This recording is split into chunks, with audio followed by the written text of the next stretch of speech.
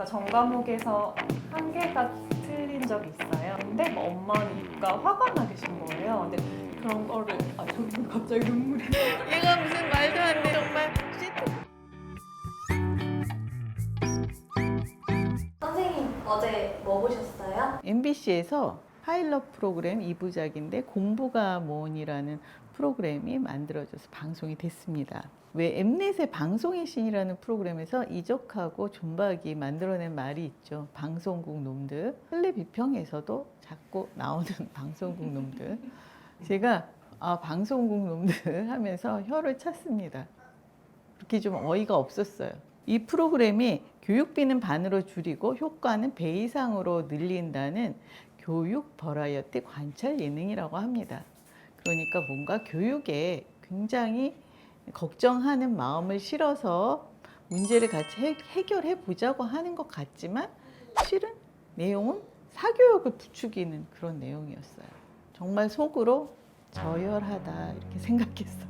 표면적으로는 유아 때부터 시작해서 인류대 입시를 향해서 계속 매진하게 되는 교육 아동 학대 같은 현장을 고발하고 문제를 해결해 보는 쪽으로 머리를 맞대보자는 거잖아요. 그런데 거기 나와 있는 교육, 육아 컨설턴트라는 사람들은 사교육 현장에 있는 분들이에요. 사교육을 지향하자는 쪽이 아니라 사교육을 부추기는 사람들이라는 말이에요. 그러니까 그 사람들의 최종 목적은 김주영 선생님이 이 사람들의 목표인 거죠. 이 사람들 중에는 속으로 내심 방송에 나오고 난 뒤에는 자기 뒤에 줄 서는 사람들, 자기에게 조언을 구하는 사람들이 기하급수적으로 늘 것을 기대했을 것이고 실제로 그런 일이 벌어졌을 겁니다. 이 방송이 나가고 난 뒤에 그 이야기를 하는 사람들이 굉장히 많았거든요. 근데 이 사람들은 독점을 원하고 공유를 거부합니다. 공유하려면 돈을 내야지 돼요. 그것도 엄청난 큰 돈을 내야 되는 거예요.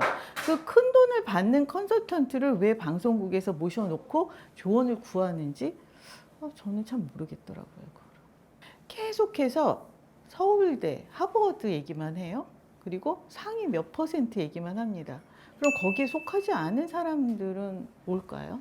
우리나라는 문과는 1등을 하며 법대를 지망하고 이과 전교 1등은 의대를 지망하고 그렇게 살아왔어요. 그 사람들은 전문직이 되기까지는 30 넘어서니까 유아기부터 30대까지 계속 목을 조이는 삶을 살아온 거예요.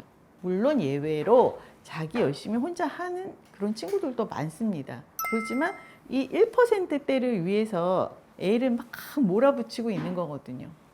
그 프로그램을 보고 있는데 예측했어요. 내일 아침부터 누군가가 엄청나게 비난을 받겠구나. 아니나 다를까 1회에 어떤 어머니가 난도질을 당했고 그리고 2회에는 또 다른 어머니가 집중 포화를 맞았습니다. 저는 욕을 할 수가 없었어요. 왜 그러냐 하면 저도 그럴 때가 있었거든요.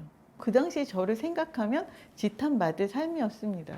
1화에 나온 어머니가 애셋에 34가지를 하고 있다고 해서 비난을 받았잖아요.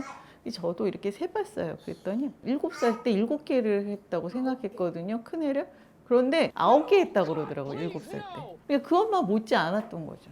유진신의 아이 있잖아요. 얘는 선행학습을 하는 게 필요하다 막 이런 진단이 나왔던 애처럼 우리 딸아이는 굉장히 적극적인 애여가지고 잘 따라왔어요. 그래서 별 무리가 없었다고 합니다.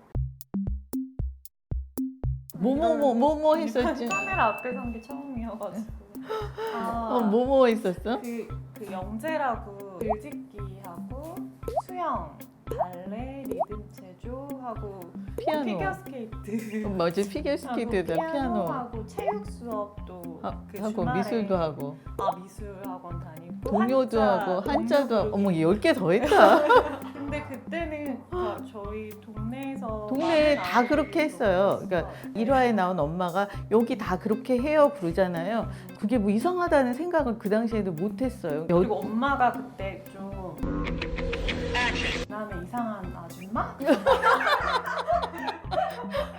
맞아 부인할 수 없어. 진짜 그랬어요. 그러니까 저희 엄마는 뭐 시험에서도 뭐 한 개 틀리는 것도 되게 속상해 하셨거든요. 그러니까 전 과목에서 한 개가 틀린 적이 있어요. 그래서 잘했다는 생각에 집에 왔는데 막 엄마가 화가 나 계신 거예요. 근데 지금 아직까지 안 잊혀지는 상처로. 그러니까 제 생각에는 엄마가 결혼을 하고 일을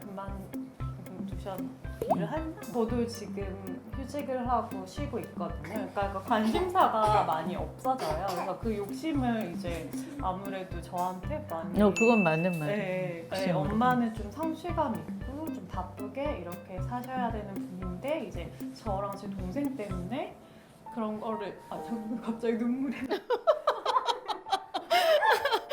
어머 이거 무슨 얘가 무슨 말도 안 되는 시츄에이션을 정말 시트콤 같은 상황을 벌이고 있어. 그랬는데 이제 제가 이제 딸을 낳고 보니까 이제 엄마가 되게 어머나 어이없다 얘. 엄마는 되게 잘하는 게 많으시고 되게 욕심이 많으신 분인데 이제 그거를 포기하고 이제 제 곁에 계셔주셨다는 생각을 많이 하게 되었어요.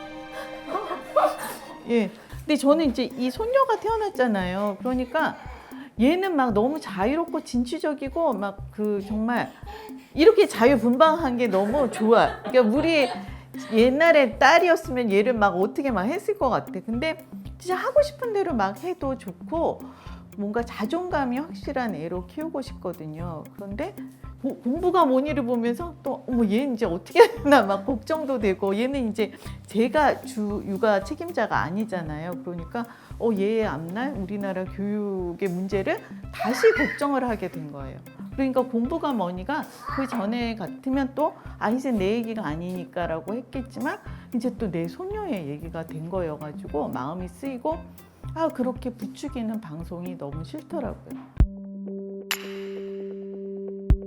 저는 제가 예전 같았으면 공감을 못했을 수 있는데 지금 딸이 있잖아요. 그래서 그런지 그 엄마들의 마음은 어느 정도는 공감이 가더라고요. 그래서 그냥 소신을 가지고 이제 학원도 안 보내고 그런 엄마들만이 비난을 할 수 있을 것 같아요.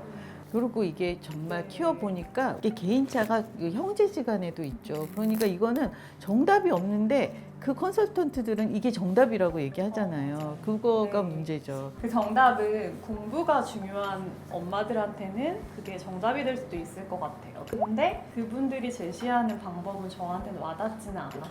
제가 가장 느꼈던 점은 사실은 거기서 보면 아빠들이 다 등장을 해요. 근데 아빠들은 뭐 엄마의 편을 드는 것도 아니고 아이의 편을 드는 것도 아니고 되게 방관하시더라고요. 맞아. 결과적으로 그러면 아이가 스트레스를 받거나 뭐 아이 진로가 잘못되면 엄마의 책임이 되는 거잖아요. 아빠들은 분명히 그때 내가 그래서 뭐 왜 그렇게까지 시켰어, 뭐 왜 안 시켰어 이렇게 하실 것 같은데 그래서 이제 아빠들도 조금 의견을 주시고 이제 그런 게 필요할 것 같아요.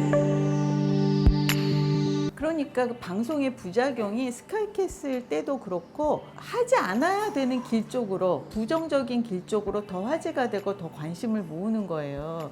남 다 저렇게 키우는데 나만 안 그러나 그런 이제 걱정을 하게 만드는 그런 게 있죠. 뭐 비법 전수가 될 수도 있지만 근데 실제로는 저는 그게 아니라는 거죠. 이 화제성으로 봤을 때 정규 편성이 될 것 같다는 그런 좀 걱정이 됩니다.